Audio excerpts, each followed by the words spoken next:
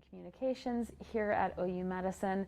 We are back for another episode of Oklahoma Health News powered by OU Medicine. Very, very excited today to have with me Dr. William Hildebrand. Dr. Hildebrand is the George Lynn Cross Research Professor in the OU College of Medicine, and you're in the Department of Microbiology and Immunology. We're very excited to have you here today to talk about COVID research and vaccines. Thanks for coming. Jennifer, thanks for the invitation. You know, one of the things that I think about with this is COVID-19 is very new to all of us. The first time we started hearing about this was probably right around New Year's and in early January of this year. But vaccines is something we're all familiar with. And, you know, things like smallpox and, you know, measles and mumps and rubella and all of that. Tell me a little bit about why developing a vaccine for COVID-19 is important. What's that history and kind of what context does that sit in? Well, you ask a question I could talk some time on. We were discussing this before we started, and I teach in my lectures to graduate students and medical students the history of vaccines. So the first vaccine was for smallpox. And what's the impact of smallpox on society? Why was a vaccine so needed, so important for smallpox? It was with mankind for 10,000 years, it's estimated. They found it in mummies, they found it in Vikings, when I go back and look at corpses.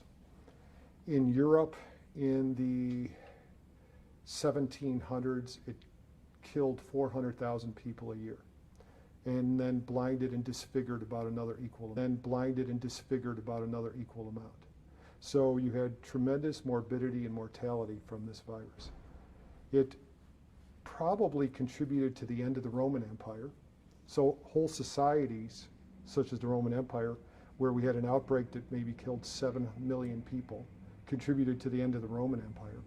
Certainly when smallpox came to the New World, it ended the Aztec and the Incan empires. So it had tremendous impact on society. So you can see that these viruses have tremendous impact on society. Developing a vaccine for this lifted a tremendous cloud that was over our heads for many years. In the last 100 years, from 1880 to 1980, 300 million people died of smallpox.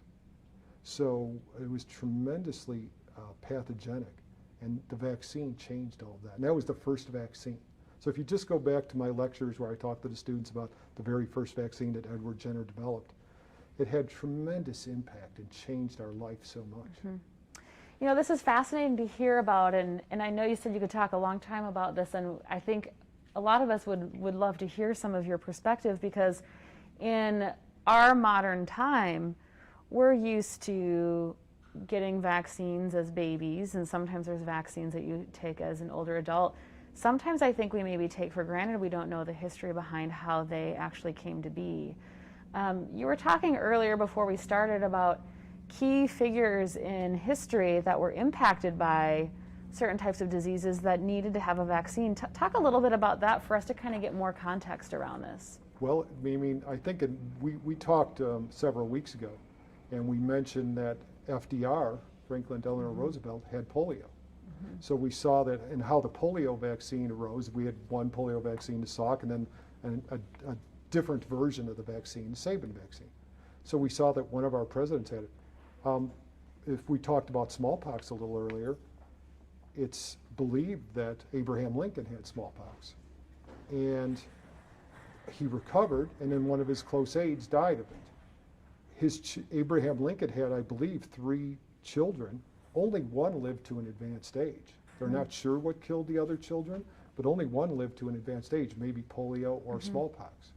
So we're in an age now where parents don't worry so much about their children reaching an advanced age, primarily because we have water, we have clean water, we have antibiotics, but vaccines. So thinking about that,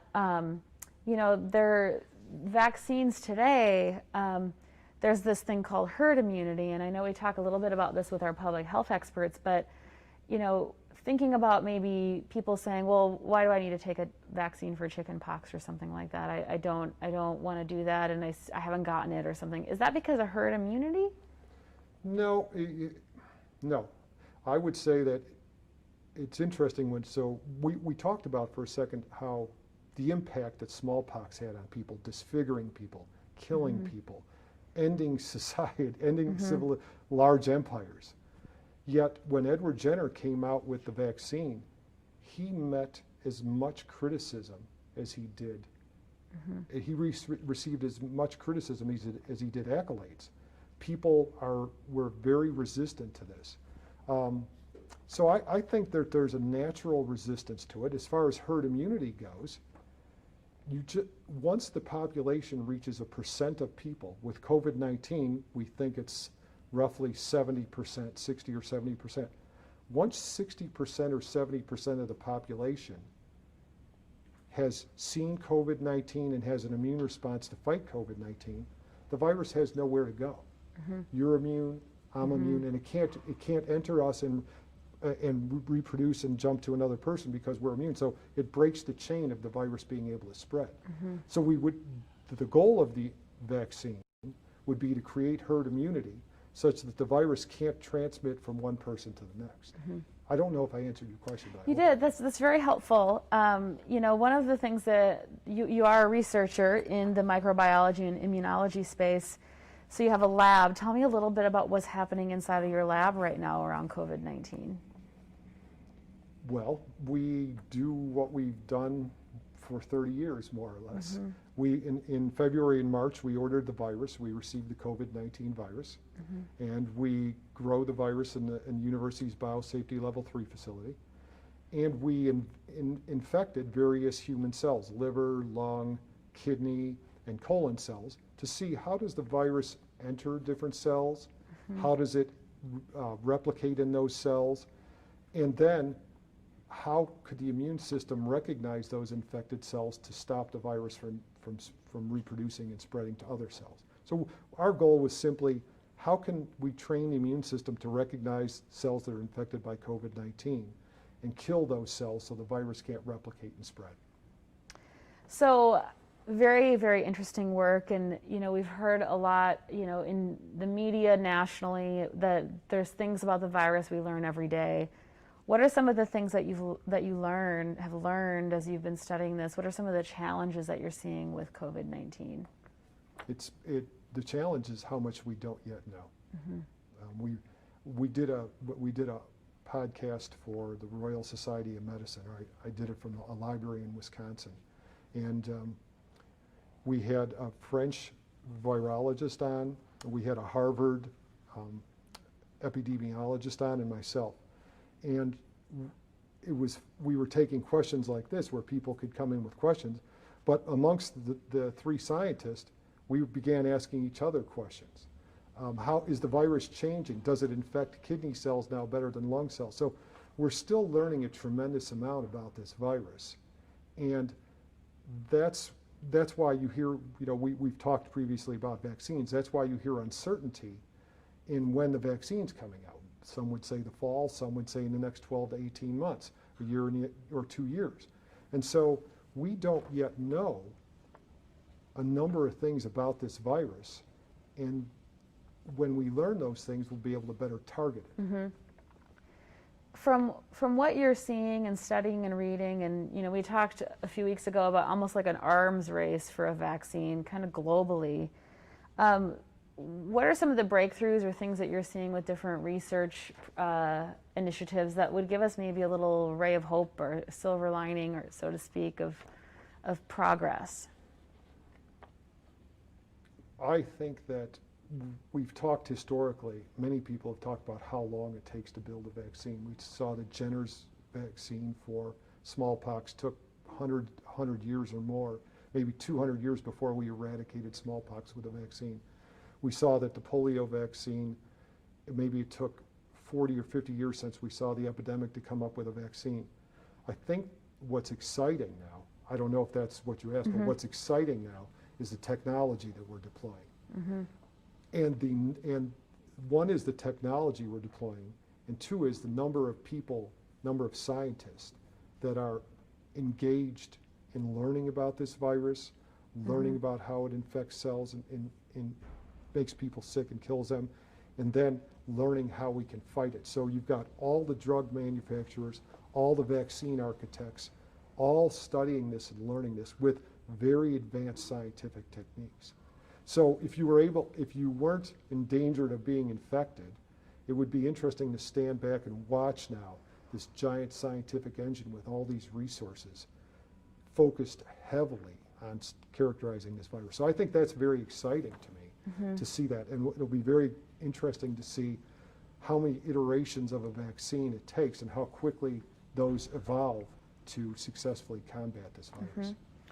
So you had mentioned about the researcher that had the breakthrough on the vaccine for smallpox, and people kind of questioning it. One of the things that I've heard a lot of people saying, when a vaccine is ready, is it safe, and how do we know it's safe? What are some of the protocols that occur in bringing a vaccine to the general public that would kind of help us all kind of know that it's safe? Well, I would look at the COVID-19 vaccine that's farthest along right now is probably the AstraZeneca Oxford vaccine. And they're testing that in 100,000 people. So they have 100,000 people enrolled in the trial. Now that's a fair number of people. So you're going to begin to get a feeling for, are there any adverse reactions? For instance, Jenner's first trial, the first child that he vaccinated, had a fever, muscle soreness, and loss of appetite for 8 or 9 days, after which the child felt better and could not be given smallpox. They challenged him with smallpox and he couldn't get smallpox. So we're going to have a really good feeling for, do you get a headache? How many people get headaches? Do people get hospitalized after they get the vaccine? So I think that the FDA is not changing their standards for what's acceptable and what's not acceptable. It's just that as we talked about in the last presentation, we're testing the vaccine and making the vaccine in parallel, which has never been done before. Typically we tested it. If everything worked out, then we'd start to make it.